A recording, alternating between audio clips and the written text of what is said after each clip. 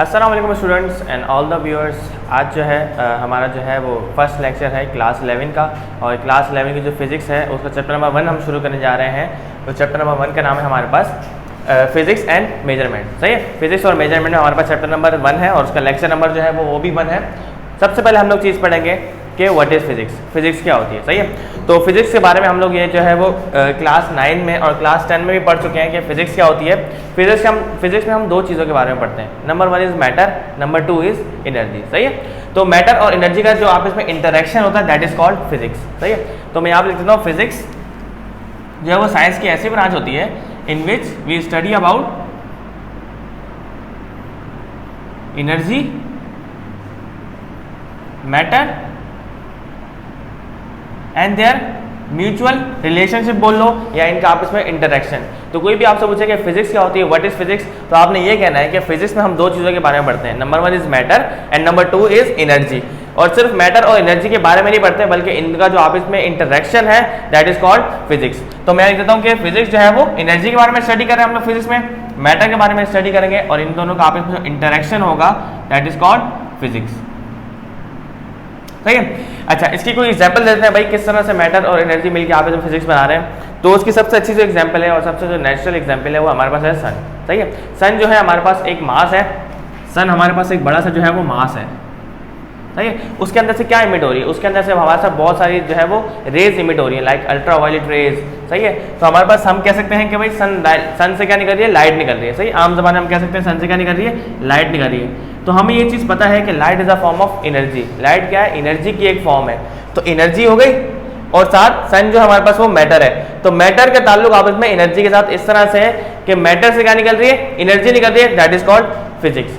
सही है, इसी तरह से हमारे पास यहाँ पे जो है वो बल्ब जल रहा है, बल्ब हमारे पास क्या है, मैटर है, और बल्ब से हमारे पास लाइट निकल रही है, दैट इज कॉल्ड फिजिक्स। सही है, तो फिजिक्स साइंस की ऐसी ब्रांच है जिसमें आप एनर्जी के बारे में पढ़ते हो, जिसमें आप मैटर के बारे में पढ़ते हो और इन दोनों का आपस में इंटरेक्शन है उसके बारे में भी पढ़ते हो। सही है, और फिजिक्स में हमारे पास जो चीज़ों के प्रॉपर्टीज होती है, मैटर की प्रॉपर्टीज के बारे में भी हम फिजिक्स में पढ़ते हैं, वो हम आगे डिस्कस करने वाले हैं। सही है, अच्छा इतना जो काफ़ी नहीं होता हमारे पास, क्योंकि हमारे पास जो लेवल है वो क्लास 11 का है। मैट्रिक लेवल तक हमने ये चीज़ पढ़ी है, the branch of science which deals with matter, energy and their mutual relationship या देयर इंटरेक्शन। सही है, तो फिजिक्स के बारे में हम लोगों ने और चीज़ें जाननी है।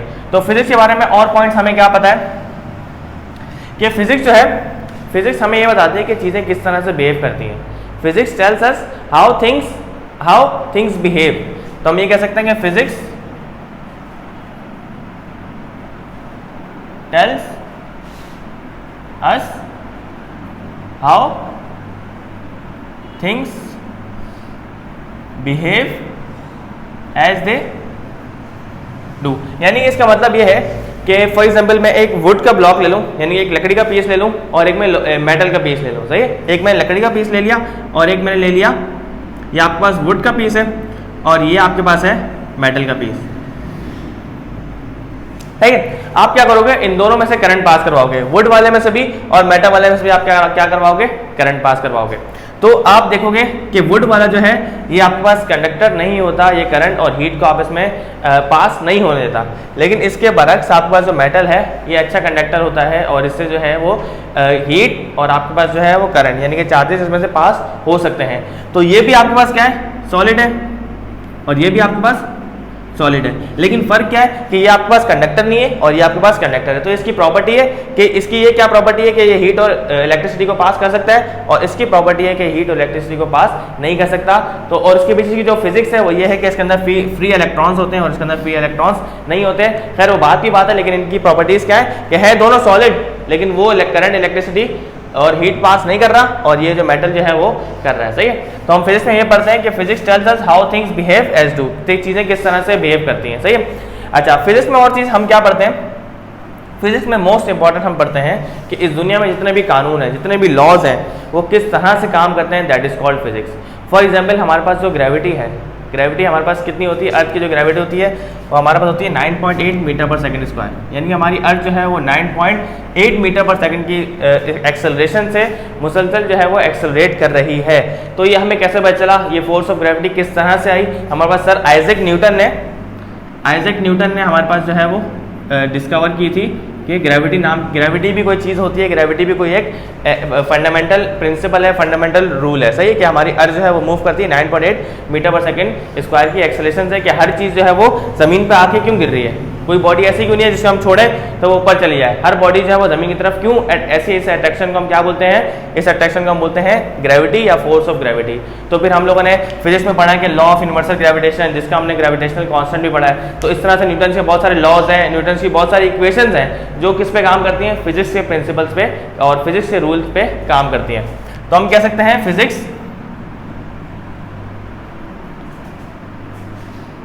या हम कह सकते हैं इन फिजिक्स वी स्टडी, हम पढ़ते हैं किसके बारे में पढ़ते हैं, we study about laws and principle, उन कवानीन के बारे में पढ़ते हैं जो कि नेचर की तरफ से है। फिजिक्स में हम कोई ऐसी चीज़ के बारे में नहीं पढ़ते जो इंसानों ने खुद बनाई है, फिजिक्स में हम एक्चुअली पढ़ते हैं नेचर के बारे में, क्योंकि हमें पता है कि फिजिक्स वर्ड जो है वो फिजिकोस से निकला है जिसके मीनिंग होते हैं नेचर, सही है।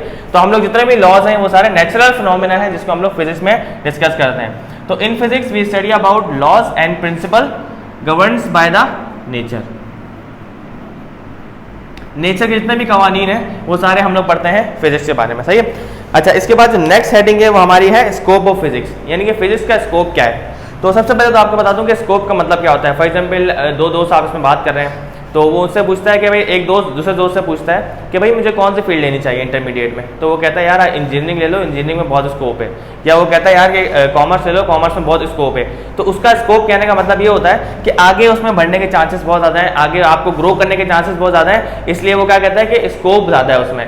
तो फिजिक्स का स्कोप क्या है, फिजिक्स के स्कोप का मतलब ये है कि फिजिक्स जो है वो उस दुनिया को किस नज़रिए से देखती है और फिजिक्स की वजह से दुनिया को कितना फ़ायदा हुआ है और फिजिक्स को हम क्यों पढ़ रहे हैं, वो तमाम चीज़ें हम लोग पढ़ रहे हैं स्कोप में।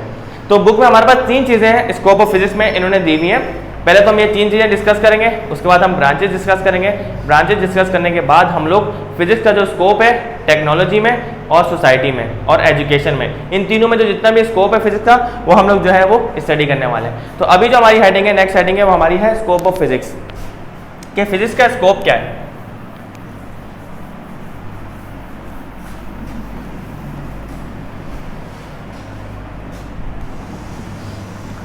स्कोप ऑफ फिजिक्स, नहीं तो बुक में हमारे पास 3 चीज़ें क्या है। नंबर 1 चीज़ उन्होंने ये सब क्वेश्चन हमसे पूछा हुआ है, उसका आंसर भी हमें गिवन है कि हमारे पास जो परिंदे होते हैं, बर्ड्स जो है हवा एयर में फ्लाई कर रहे होते हैं, तो हम लोग देखते हैं कि परिंदे हवा में उड़ रहे हैं, तो वो क्यों उड़ रहे हैं, उसकी वजह क्या है ना, पहला सवाल, सही है। Why birds fly in the air. तो मैं एक क्वेश्चन नंबर 1 जो है, why birds fly in the air, सही है।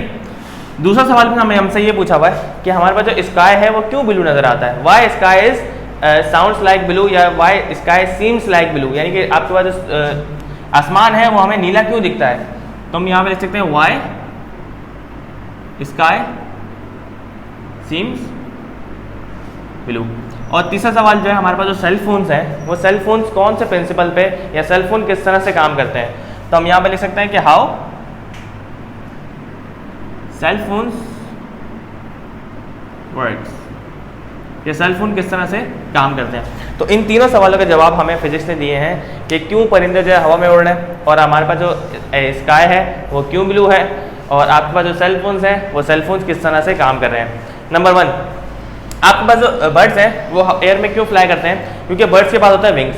जैसे ही वो विंग्स को नीचे करते हैं तो हमने न्यूटन्स का 3rd लॉ आपने पढ़ा होगा कि every action has an equal and opposite direction, her action का इक्वल और अपोजिट डायरेक्शन लाजमी होता है। जैसे ही वो अपने जो पर को नीचे ज़मीन पे फैलाते हैं, ज़मीन की तरफ उसको ज़मीन की तरफ नीचे करते हैं, तो क्या होता है कि एयर जो है वो सारी एयर प्रेशर नीचे चले जाता है, और उसके नतीजे में रिएक्शन के नतीजे में क्या करते हैं वो थोड़ी सी हाइट कवर करते हैं। तो जितनी ज़्यादा तेज़ी से वो पर को अपने नीचे करेंगे उतनी ज़्यादा वो हाइट जो है वो कवर करेंगे। यानी कि इसमें भी हमारे पास फिजिक्स है कि बर्ड्स क्यों फ्लाई करते हैं, बर्ड्स जो है वो अपोज करते हैं, एयर प्रेशर को अपोज करने के चक्कर में वो क्या होता है, रिएक्शन होता है, और उस रिएक्शन के नतीजे में बर्ड्स क्या करते हैं, हाइट कवर करते हैं। तो इसमें भी हमारे पास क्या आ गई, फिजिक्स आ गई, और न्यूटन साहब के हमारे पास 3rd लॉ जो है इसमें इस्तेमाल हो रहा है। उसके बाद दूसरी चीज़ कि वाई स्काई सीम्स ब्लू।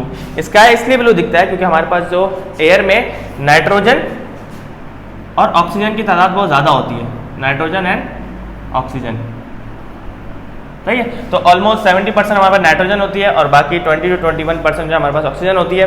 तो ज़्यादातर हमारे पास ये दोनों गैसेज जो है वो एयर में होती हैं। तो जब जैसे ही आपके पास जो सनलाइट होती है इन दोनों के साथ रिएक्ट करती है, जैसे रिएक्ट करेगी तो आपके पास एक ब्लू कलर दिखता है। जैसे हमारे पास कोई भी व्हाइट लाइट है, व्हाइट लाइट में हमारे पास 7 कलर होते हैं, VIBGYOR, violet, indigo, blue, green, yellow, red. तो हमारे पास ब्लू कलर जो है उसकी वेवलेंथ बहुत ज़्यादा कम होती है, सही है, इसलिए वो बहुत ज़्यादा विजिबल होता है। तो जब भी आपके पास सनलाइट जो है नाइट्रोजन और ऑक्सीजन के साथ आप इसमें इंटरेक्ट करती है तो आपके पास ब्लू कलर इमिट होता है, इसलिए हमें जो स्काई है वो हर तरफ से क्या दिखता है, ब्लू दिखता है। और ये गैसेज इनका जो रेशियो है एयर में वो बहुत ज़्यादा होता है, इसलिए हमें ब्लू कलर हर जगह दिखता है, सही है। दो आंसर हमारे पास हो गए। Number 3, how cell phone work. तो सेल फोन किस तरह से काम करते हैं हमारे पास, सेल फोन जो है हमारे पास इलेक्ट्रोमैग्नेटिक वेव्स पे काम करते हैं। फॉर एग्जांपल मैंने अपने एक दोस्त को टेक्स्ट किया, जैसे ही मैंने टेक्स्ट किया तो विद इन अ सेकंड उसके बाद जो है वो मेरा मैसेज आ जाएगा, मेरा जो है वो टेक्स्ट आ जाएगा। किस तरह से, that is due to electromagnetic waves. अब इलेक्ट्रोमैग्नेटिक वेव्स क्या होती हैं, इलेक्ट्रोमैग्नेटिक वेव्स जो है वो स्पीड ऑफ लाइट से ट्रैवल करती हैं। लाइट की स्पीड कितनी होती है, 3 × 10⁸। तो ऐसी वेव्स होती हैं जो लाइट की स्पीड से ट्रैवल करती हैं, इलेक्ट्रोमैग्नेटिक वेव्स कहते हैं हम लोग, सही है। तो 3 जवाब हमें मिल गए कि बर्ड्स क्यों फ्लाई करते हैं एयर में, and why sky seems blue, सही है। और तीसरा हमारे पास जो जवाब है वो हाउ सेल फोन्स वर्क। अब हम लोग चलते हैं ब्रांचेस की तरफ। अच्छा, अब जो नेक्स्ट टॉपिक हमारा वो है ब्रांचेस ऑफ फिजिक्स, यानी कि फिजिक्स की जितनी भी ब्रांचेस हैं उसके बारे में, जितनी जो बुक में हमें गिवन है उन ब्रांचेस के बारे में हम लोग जो है वो डिस्कस करने वाले हैं, स्टडी करने वाले हैं, सही है। तो नंबर 1 जो ब्रांच है हमारे पास वो है क्लासिकल मैकेनिक्स। कुछ ऐसी ब्रांचेस हैं जो पुरानी बुक में थी, इस बुक में ऐड नहीं की गई, लेकिन बहुत सारी ऐसी ब्रांचेस भी हैं जो पुरानी बुक में नहीं थी, प्रीवियस बुक में, लेकिन इस बुक में जो है वो ऐड की हुई है। तो उस बुक में पहला चैप्टर था आपके पास स्कोप ऑफ फिजिक्स, तो इस बुक में आपके पास चैप्टर है पहला वो है फिजिक्स एंड मेजरमेंट, सही है। अच्छा, पहली ब्रांच है हमारे पास क्लासिकल मैकेनिक्स।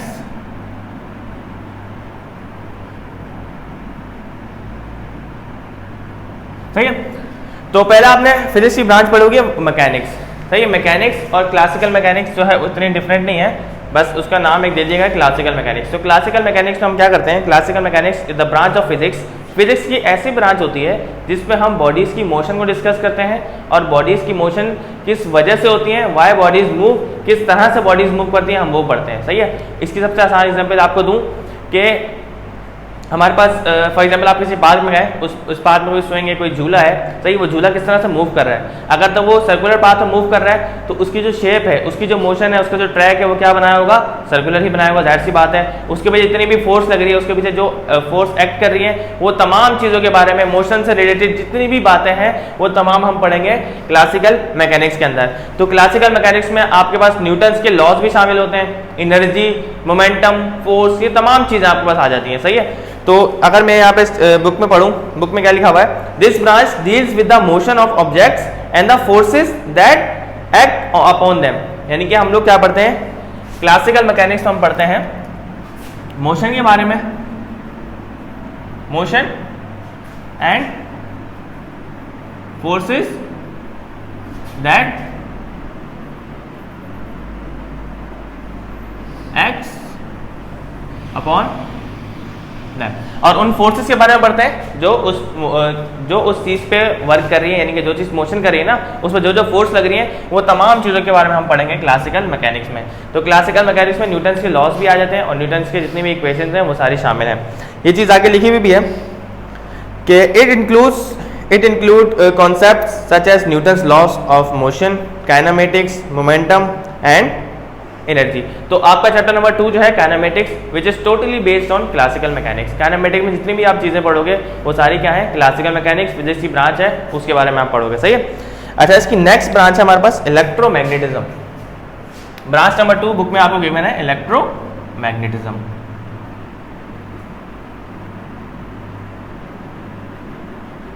अच्छा भाई, इलेक्ट्रोमैग्नेटिज्म का मतलब क्या है? इलेक्ट्रोमैग्नेटिज्म 2 वर्ड से मिलकर बना है, इलेक्ट्रो और मैग्नेटिज्म। इलेक्ट्रो का मतलब होता है चार्ज, इलेक्ट्रो मीन्स चार्ज, और मैग्नेटिज्म मीन मैग्नेटिक फील्ड की बात हो रही है या मैग्नेट की बात हो रही है। तो आप ये कह सकते हो कि चलो मैग्नेटिक फील्ड लिख देते हैं यहाँ पे, मैग्नेटिक फील्ड, राइट। अच्छा, अगर कोई भी चार्ज इस दुनिया में कोई भी चार्ज अगर रेस्ट में होता है, कोई भी चार्ज अगर रेस्ट में यानी कि स्टैटिक हालत में है, तो उसके गिर्द सिर्फ एक ही फील्ड बनती है, that is called electric field. लेकिन अगर वो सिंगल चार्ज मूव करने लग जाए तो उसके गिर्द दो फील्ड बनेगी, इलेक्ट्रिक फील्ड और मैग्नेटिक फील्ड। ये बात दोबारा रिवाइज कर देता हूँ, दोबारा रिपीट कर देता हूँ कि कोई भी चार्ज अगर स्टैटिक हालत में, रेस्ट हालत में, तो उससे गिर्द सिर्फ एक फील्ड बनेगी, that is called electric field. और अगर कोई भी चार्ज जो है वो मूव कर रहा है, सिंगल चार्ज मूव कर रहा है, तो उससे दो फील्ड बनेंगे, इलेक्ट्रिक फील्ड और मैग्नेटिक फील्ड। अगर करंट फ्लो हो रहा है कंडक्टर में तब ऐसा नहीं होगा, अगर कोई सिंगल चार्ज मूव कर रहा है तो उससे electric field and magnetic field दो बोथ जो है वो फील्ड बनेगी। अगर कंडक्टर में करंट फ्लो हो रहा है तो सिर्फ आपके पास मैग्नेटिक फील्ड बनेगी। तो कभी भी किसी कंडक्टर में करंट फ्लो होता है तो उससे जो है मैग्नेटिक फील्ड बनती है, और मैग्नेटिक फील्ड में जितनी भी फोर्सेज होती हैं, कि कितनी फोर्स है एक मैग्नेट दूसरे मैग्नेट को एक्ट करता है, और उन फोर्सेज के दरमियान जितना एंगल होता है, वो तमाम चीज़ें हम इलेक्ट्रोमैग्नेटिज्म के बारे में पढ़ते हैं। सही है, तो यहाँ पे लिखा हुआ है electromagnetic theory explains the behaviour of electric and magnetic fields. तो इसमें हम किसके बारे में पढ़ते हैं? इलेक्ट्रिक एंड मैग्नेटिक फील्ड के बारे में। इलेक्ट्रिक एंड मैग्नेटिक फील्ड के बारे में डिस्कस करते हैं। सही है। अच्छा, इसमें हमारे पास क्या क्या चीज़ें आती हैं? इसमें हमारे पास जो है वो ट्रांसफार्मर्स आ जाते हैं, यानी कि आपके पास स्टेप अप ट्रांसफार्मर और स्टेप डाउन। यानी कि ट्रांसफार्मर का काम क्या होता है कि आपके पास अगर बहुत ज़्यादा वोल्टेज आ रहा है तो उस वोल्टेज को वो कम भी कर सकता है, यानी कि वोल्टेज इंड्यूस भी कर सकता है, और अगर कहीं बहुत ज़्यादा कम वोल्टेज आ रहा है तो उसे बढ़ा भी सकता है। तो इसमें हम लोग ट्रांसफार्मर के बारे में पढ़ेंगे। It includes as well interaction with charge particle and currents. It encompasses topics like electric and magnetic forces, electromagnetic waves, and principles underlying electricity and magnetism. सही है। तो हम मैग्नेटिज्म के बारे में पढ़ते हैं, यानी कि किसी भी कंडक्टर को अगर फोर्स दी जाती है तो वो कंडक्टर जो है एज अ इलेक्ट्रोमैग्नेट काम करता है, उससे मैग्नेटिक फील्ड बनती है। जैसे ही आप करंट देना बंद कर दोगे तो वो जो है वो सिंपल दोबारा कंडक्टर बन जाएगा और वो मैग्नेट की तरह रिएक्ट नहीं करेगा। सही है। तो मैग्नेटिज्म की बात हो गई। अच्छा, उसके बाद हम बात करते हैं ब्रांच नंबर 3। ब्रांच नंबर 3 हमारे पास गिवन है, दैट इज थर्मोडायनामिक्स। थर्मोडायनामिक्स बहुत इंपॉर्टेंट ब्रांच है फिजिक्स की। थर्मोडायनामिक्स भाई, थर्मोडायनामिक्स जिस तरह से इलेक्ट्रोमैग्नेटिज्म दो वर्ड से मिलकर बना है, इलेक्ट्रो और मैग्नेटिज्म, इसी तरह से थर्मोडायनामिक्स दो वर्ड से मिलकर बना है, therm and dynamics. Therm and dynamics. तो थर्म के वर्ड जहां भी आ जाए फिजिक्स में, थर्म आइसोथर्मल आ जाए या थर्मल एक्सपेंशन आ जाए या थर्मोडायनामिक्स आ जाए, जहां भी आप ये वर्ड देखो थर्म का, आप समझ जाना बात हो रही है हीट की। थर्म मीन क्या होता है? हीट।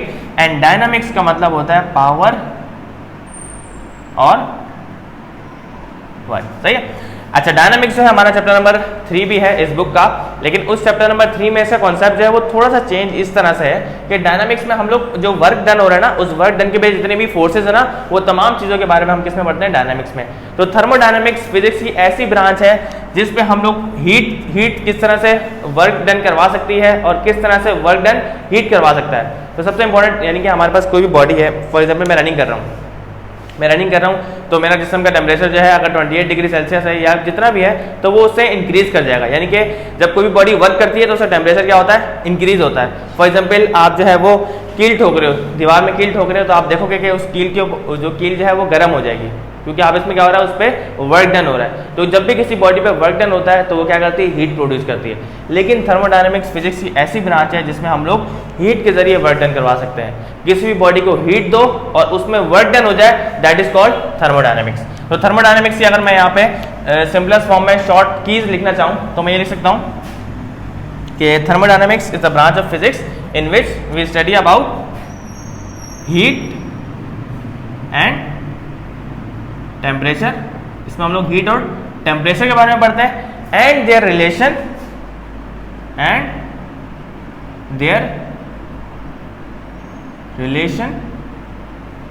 टू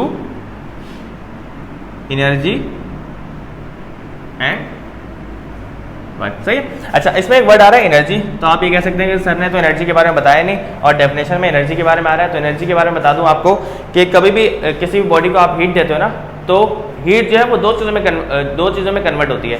एक internal energy of the body and work done on the system. यानी कि फॉर एग्जांपल एक आपके पास बीकर है, बीकर मान लो एक छोटी सी एग्जाम्पल दे रहा हूँ आपको। इस बीकर के अंदर आपने कोई भी फ्लूइड रखा हुआ है या कोई भी गैस वगैरह रखी हुई है, सही है। इसको हमने क्या किया, हीट किया है। यहाँ से हमने इसको हीट दी है, तो यहाँ पे हमारे पास एक पिस्टन रखा हुआ था, तो हीट जैसी हमने इसको दी तो ये पिस्टन जो है मूव करके यहाँ पे आ गया। तो ये यहाँ पे डिस्टेंस था x, अब जो डिस्टेंस है उसका वो x नहीं था बल्कि वो बढ़ के हो गया x डैश। तो यहाँ से लेकर यहाँ तक जो डिस्टेंस होगा ना उसे हम बोलेंगे डेल्टा x, यानी कि चेंज इन लेंथ, सही है। तो अब जैसे हमने इसको हीट दी ना, तो इसके अंदर जो मॉलिक्यूल्स है उनकी इंटरनल एनर्जी, उनके जो अंदर की एनर्जी थी ना, काइनेटिक एनर्जी भी और पोटेंशियल एनर्जी भी दोनों क्या हो गई, इंक्रीज हो गई, नंबर वन चीज़। और दूसरी चीज़ कि उसने यहाँ से लेकर यहाँ तक का जो डिस्प्लेसमेंट या डिस्टेंस कवर किया है, तो उससे हम बोलते हैं वर्क डन। तो कभी भी किसी भी चीज़ पे आप फोर्स लगाओगे और वो डिस्प्लेसमेंट कवर करे या डिस्टेंस कवर करे, दैट इज कॉल्ड वर्क, सही है। तो इस बॉडी की इंटरनल एनर्जी भी चेंज हुई, यानी कि हम कह सकते हैं कि डेल्टा यू, और उस बॉडी ने वर्क डन भी किया, जिसे हम कह सकते हैं डेल्टा डब्ल्यू। तो थर्मोडायनामिक्स की भी हमारे पास बात हो गई। ब्रांच नंबर 4 है हमारे पास ऑप्टिक्स। ऑप्टिक्स बहुत इंपॉर्टेंट ब्रांच है फिजिक्स की। तो जहां भी आप वर्ड देखो ऑप्टिक्स का, ऑप्टिक्स मीन होता है लाइट। ऑप्टिक्स का मतलब क्या होता है, लाइट। तो मैं यहाँ लिख देता हूँ ऑप्टिक्स का मतलब होता है लाइट। अब लाइट, हम किस तरह से लाइट की स्टडी करते हैं भाई, लाइट में ऐसा क्या है जो हम स्टडी करें, तो ऑप्टिक्स में हम लोग सबसे पहले लाइट की प्रॉपर्टीज और लाइट के बिहेवियर को डिस्कस करते हैं। तो अगर आपसे कोई पूछे कि लाइट की नेचर क्या है, तो आपने कहना है कि लाइट की जो है वो डुअल नेचर होती है। Number 1 is particle nature, number 2 is wave nature. तो लाइट जो है वो डुअल नेचर रखती है, पार्टिकल नेचर भी रखती है और वेव नेचर भी रखती है, सही है। तो ऑप्टिक्स में हम पढ़ते हैं लाइट के बारे में। लाइट क्या, बिहेवियर ऑफ लाइट के बारे में पढ़ते हैं, प्रॉपर्टीज के बारे में पढ़ते हैं कि लाइट की प्रॉपर्टीज क्या होती है, लाइट की नेचर क्या होती है, ये तमाम चीज़ों के बारे में हम पढ़ते हैं ऑप्टिक्स में, सही है। अच्छा, ऑप्टिक्स में लाइट जो है उसका ऑप्टिकल इंस्ट्रूमेंट के साथ क्या रिलेशन होता है, हम वो भी पढ़ते हैं, जिसमें हम लोग पढ़ते हैं डायफ्रैक्शन। डायफ्रैक्शन क्या होता है, सही है। रिफ्रैक्शन क्या होता है और रिफ्लेक्शन क्या होता है। इन तमाम चीज़ों के बारे में हम फिजिक्स की ब्रांच ऑप्टिक्स में पढ़ते हैं, सही है। अच्छा, लाइट अगर आपके पास मिरर पे पड़ेगी तो लाइट जो है वो रिफ्रैक्ट नहीं होगी, बल्कि लाइट जो है वो रिफ्लेक्ट होगी। लेकिन अगर लाइट जो है वो लेंस पे पड़ेगी तो लाइट रिफ्लेक्ट नहीं होगी, बल्कि लाइट क्या होगी, रिफ्रैक्ट होगी, सही है। और लाइट अगर बिल्कुल लाइट की मिलीमीटर, लाइट की लेंथ के छोटा सुराख बोल लो या कोई ऑब्स्टिकल बोल लो, उस ऑब्स्टिकल से गुजरेगी तो लाइट क्या होगी, बेंड होगी, जिस फिनोमेना को हम बोलते हैं डायफ्रैक्शन। तो ऑप्टिकल इंस्ट्रूमेंट पे अगर लाइट पड़ती है तो उसमें क्या प्रॉपर्टीज होती हैं और क्या फिनोमेना होता है, वो तमाम चीज़ें हम लोग पढ़ते हैं किसमें, फिजिक्स की ब्रांच में ऑप्टिक्स में। जिसमें हमारे पास टेलीस्कोप आ सकता है, जिसमें हमारे पास सिंपल माइक्रोस्कोप आ सकता है, जैसा मैग्नीफाइंग ग्लास बोलते हैं। इसमें हमारे पास एस्ट्रोनॉमिकल टेलीस्कोप, गैलीलियन टेलीस्कोप, ये तमाम चीज़ें हमारे पास आती हैं, सही है। इसमें हम मैग्नीफिकेशन वगैरह तमाम कंप्लीट चीज़ें कैलकुलेट करते हैं। उसके बाद हमारे पास लास्ट ब्रांच है क्वांटम मैकेनिक्स।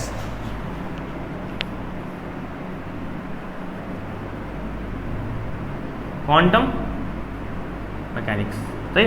क्वांटम मैकेनिक्स को अगर हम यहाँ पे डिस्कस करें या स्टडी करें तो quantum mechanics is the branch of physics that deals with the behaviour of particles at the atomic and सब एटॉमिक लेवल।